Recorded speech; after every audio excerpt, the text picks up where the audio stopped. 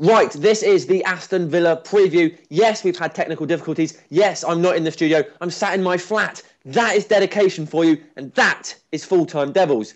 Now, Sunday, isn't it? Sunday, Aston Villa, a team some would say are struggling. Is this where the fight back begins, Jack? No. No, it is. But I'm disagreeing with your fact that Villa aren't having a great season. They're only 3 points behind us, Sam, maybe 2 points. We're having a shocking season, but considering for Villa as relegation battles last season, they're having a pretty good season so far. But this is the turning point. I'll go back to that. This is the turning point. Yesterday was the turning point. We got a clean sheet. We got a scrappy win at home, which is what we haven't done at all yet. This is what we have, but a 1-0 scrappy win. Actually, no, we did that against Arsenal. Forget everything I'm saying. Basically, we've turned. We're fine. We're going to win on are we playing on Saturday? It is Saturday.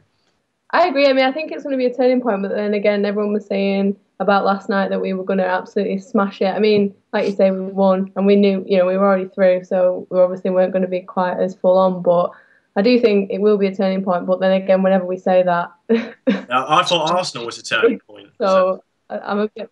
Okay, look, we've had some bad results, but we scrapped a 1-0 win against Shakhtar. We're top of the group in the Champions League. That's something. Is this where it all goes back to normal and we get back to winning ways? I want to say yeah, but I don't want to tempt fate. I don't think it's going to be as simple as that. I think we've shown, well, in the past, I know it's under Fergie, but when we've had, say, a run of bad results, or say using, obviously it's not as bad as this, but using the City 6-1 game as an example, after that we went on a run of like 5 or 6 consecutive 1-0 wins. So not necessarily a turning point. We're not going to start playing great football now, but I think that this could be maybe the catalyst to go on, be a bit more solid defensively and just get a few scrappy wins, and then we can build from there. Okay, but what about Villa? Yeah. Will they fancy their chances? The fear factor has apparently gone. No one's worried about United anymore. Will they be smelling blood?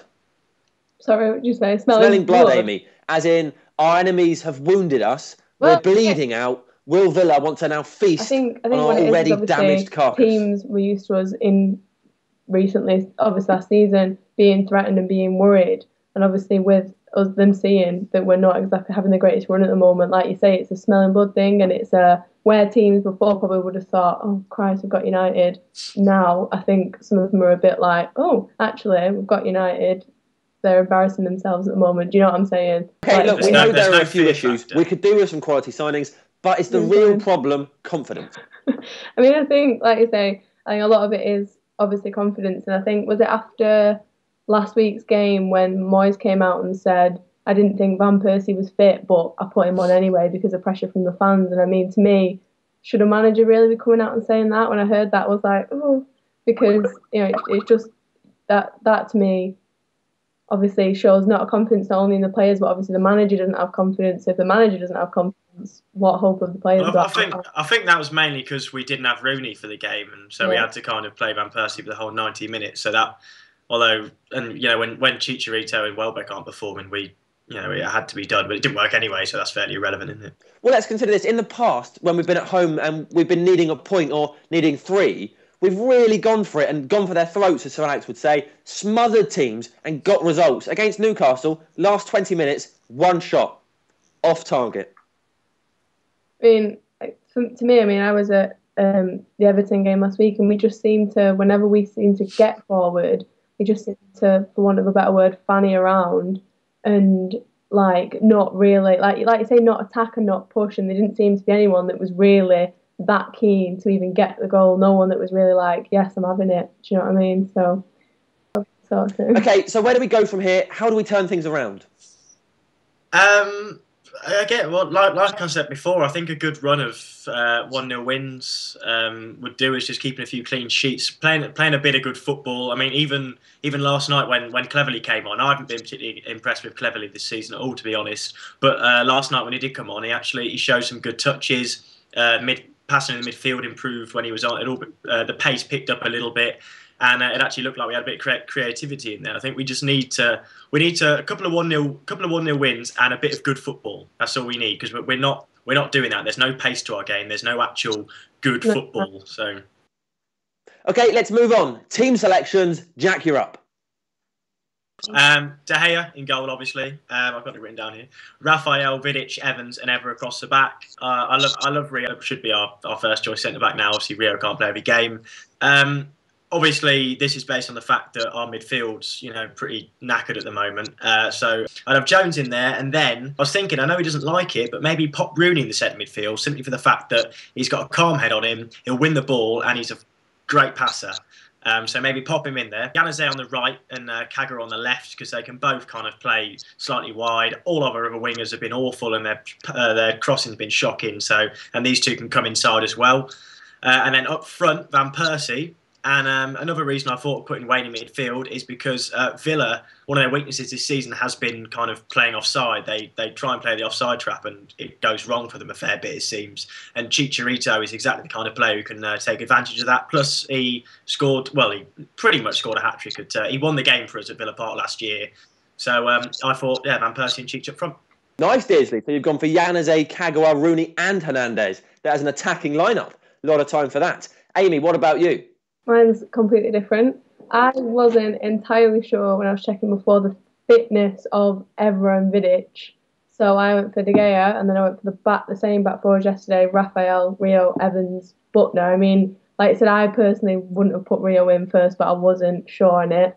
And then I went for Jones and Cleverley, because I thought, obviously, Jones scored last night and he had a good game. And like you said, I don't normally always sing Cleverley's praises, but again, yesterday, saw quite a few. He was good when he came on. He was really good yesterday. And then I went for Nani, Kagawa, Januzaj, and I went for Rooney up front. But the reason that I didn't put Van Persie in, to me, is he hasn't really been looking 100% fit. So I'd rather, personally, wait out a little bit longer, bring him back as more of a lethal one than perhaps, make the injury worse or make him... Or force him back in when he's not ready. Yeah, exactly. Because he just hasn't looked it to me the past couple of games, and it's just been a bit like, not sure, do you know? Okay, one thing I would point out, just out of interest, is that you've both gone for 4-4-2. We've heavily criticised the wingers and said they're not doing their job. So wouldn't Moyes be better off maybe utilising the players we have got and playing a 4-3-3? I thought about that, and although it is kind of set up as a 4-4-2, the fact that Januzaj and Kaga are in there, they are... Well, Kaga's not really a winger, but he can kind of play out wide. And Januzaj, although he does play as a winger usually, he can also play as your attacking midfielder. So although it does set up as a 4-4-2, the way I've done it is that, say, Kagawa could come inside, and or Kagawa could go into the middle and make a midfield three with Rooney and Jones, and then Januzaj could sit in just in behind Van Persie and Chicharito, because he's that good. Like his little touches, his little bits of play, his little flicks, he'll create chances in those areas. So it kind of gives us options where he can play wide, but we can also play a bit more narrow with those two. Guys, let's move on to the Oppo, the mighty Villa. Villa. Will it be a thriller in Villa? I'm going to stop saying Villa. Let's talk about them. Who are the danger men, Amy? Who are the players that could cause us trouble? Obviously, Delph's been having a pretty decent season, and Benteke up front. So I think, obviously, they're people got me to watch out for. Obviously, with Benteke being a bit of a threat, and with us having, obviously, Carrick not in, so a bit of a, not as much in the defensive side in the midfield. I think we need to be, obviously, a bit more wary than maybe we would have been. Very well put. Jack, is there anyone you worry about? Well, obviously worried about Benteke, but to be honest with you, my flatmate's a Villa fan, and he's been really disappointed with Benteke last few games. In fact, he got dropped the other game, didn't he? Because he hasn't been scoring, he hasn't been doing much. Apart from, they don't really score that many goals. Agbonahor's obviously always a threat because he's so fast, and he always seems to play fairly well against us, particularly at Old Trafford. But to be honest with you, I mean, we should be suited to Villa, because Everton and Newcastle, in all fairness to them, play a good passing game, particularly when they were at Old Trafford. They were great with the ball, whereas Villa don't really do that. They play a bit more of a long ball tactic and rely on their big men up front. And I think that we're a lot more suited at the moment to play. If they're going to hoof the ball in, I have faith in Vidic and Evans to deal with that all day long. It's just when they actually get the ball down to feet and start playing about the park that I get a bit worried. But I don't think they've got the class to do that. So I'm not too worried, to be honest. No, I mean, like you were saying about Benteke's not had a good run of form. It's just that I know that with our look at the moment, it's one of them. But then when the one time that he decides, he comes in with a streak of form, it's sod's law, isn't it? That's how I feel. All right, money where your mouth is. Time, guys. Predictions, Jack. Shoot. I found it really hard thinking about it because I couldn't quite decide if I thought that we would kind of have our big game and really kick on and score a few goals, or if I thought it'd be a tight one. I'm going to go for 2-1. I can see Villa always do fairly good against us, so I can imagine them getting a goal. But last couple of seasons, we've always gone down at Villa Park. We went 2-0 down last season. I think not this last season before that, but the season before that, we went 2-0 down again and drew 2-2. So I think we'll go a goal down. I think we'll win 2-1. Okay, thanks, Jack. Amy? Oh, I was going to say 2-1, but again, I think we'll make it difficult. I think we'll go down. I don't think it'll be... Thing that you both think we're going to go behind and come back. Do you honestly think the confidence the players have got at the minute, they're capable of doing that? Do I think we have... Go on. I think it'll benefit us playing away from Old Trafford. I think we've had 3 games there in a row, and we've not particularly performed in any of them. Although the fans, all credit to them, particularly last night, they supported Moyes. They were singing Moyes all the way through, and that made me feel pretty proud to be a Man United fan. The fact that we were showing so much support, even in a pretty dull game. But I think being away from Old Trafford, I think that maybe a little bit less pressure, and I think we'll be all right. Right, guys, thank you very much. I'm going for 1-0, a scrappy 1-0. I think we'll do it, but we'll have to fight for it, and I think that'll be good for us. Now, that's it, basically, but thank you very much. A bit different in my flat, living the dream. Christmas tree's just there, and it's looking pretty sweet. Technical difficulties, so we are sorry about that, but we will be back as per. I'll be in the studio for Stoke next week.